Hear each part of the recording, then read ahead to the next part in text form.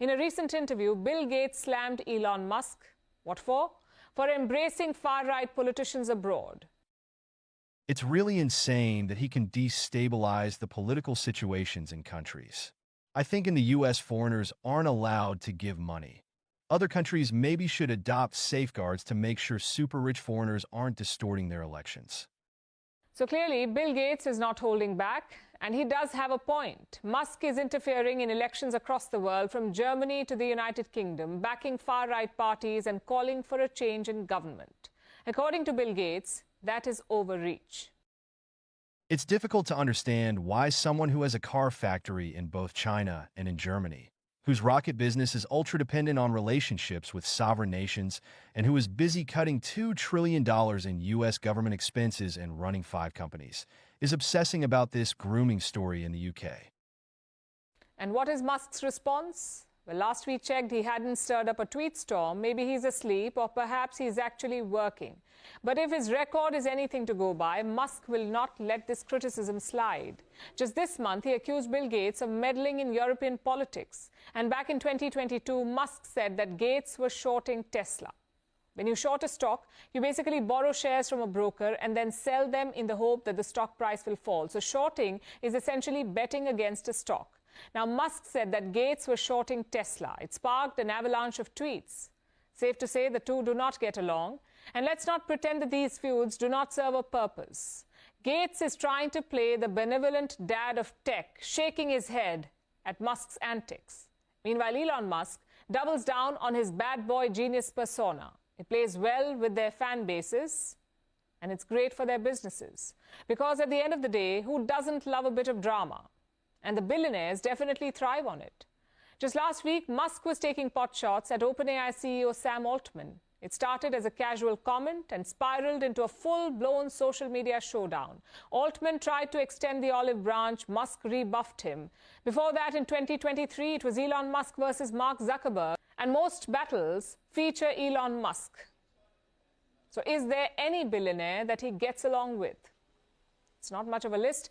But of late, he's been quite chummy with Satya Nadella, the CEO of Microsoft. Their exchanges have been playful. The vibes seem positive. But knowing Musk, it's only a matter of time before this too turns into another headline-grabbing feud. Because in the billionaire world, alliances are as fleeting as tweets. And these open spats aren't just ego battles, they're spectacles that shape public perception. They reinforce brand loyalty, and more often than not, they boost the bottom line. It's all part of a carefully curated performance. The only constant in this story is the drama.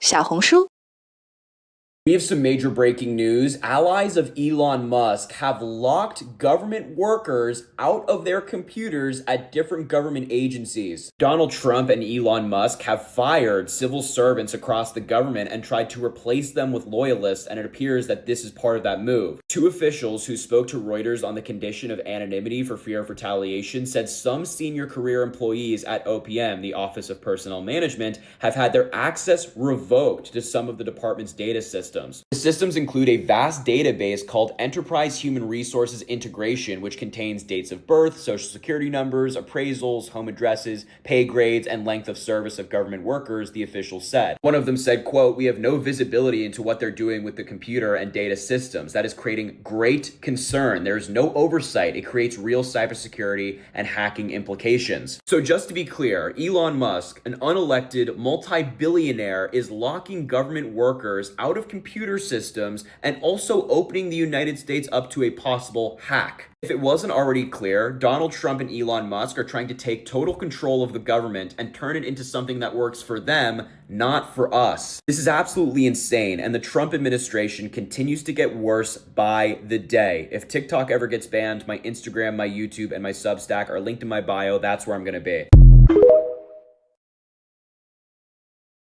小红书 Do I look that dumb? This HTJ wants me to believe that Iran pulled up outside New Jersey in our ocean, just pulled right the fuck up with this big mothership outside of New Jersey, and then let thousands of drones fly over the United States, and our military, who's supposed to be number one, just let this Iranian ship pull the fuck up outside of New Jersey and just sit there and let fucking drones fly over the United States. That's what this guy wants me to believe. He wants me to believe this is Iran. And Iran put a mothership outside of New Jersey and we didn't see it. Yeah, a mothership just boop, boop, boop, boop, boop. I'm going to go right to the United States and they're going to just let us in. That's what this guy wants me to believe. Our government is out of fucking control with the lies. The lies, the lies, the lies. Our government thinks we're fools.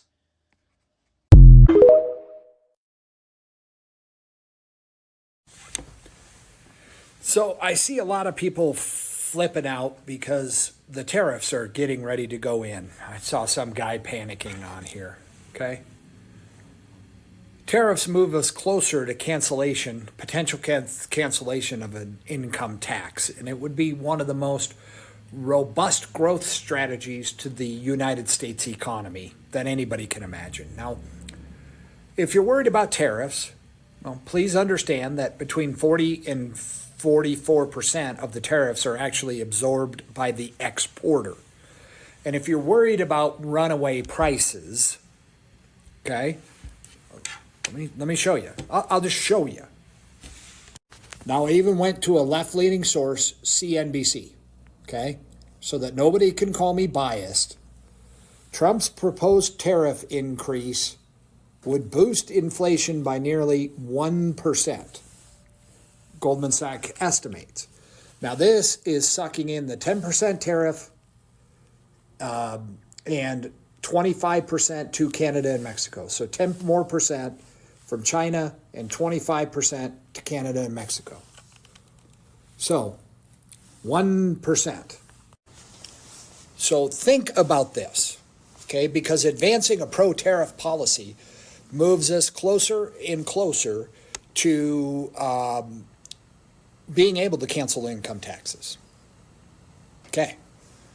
So visualize this for your life. Okay. Inflation goes up 1%. A $3 item now costs 3 cents more, $3.03.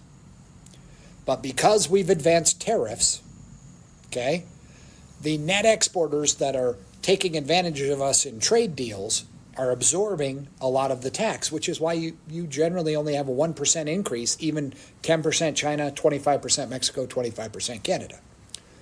So if we can raise our tariffs, okay, which we're going to do because we're done being taken advantage of. So this is happening, whether or not anybody wants it. With a raise in tariffs and a subsequent decrease in government spending of $2 trillion, based on current GDP and economic levels, that would require 0% income taxes. So, this is what your life could look like once the plan is done. A robust economy with runaway employment, a $3 item costing you $3.03, and you're not subject to income taxes any longer. Is your life better or worse? I know a lot of people hate Trump. This is the trajectory that we are on, and he reaffirmed it again today. Have a great day, everybody.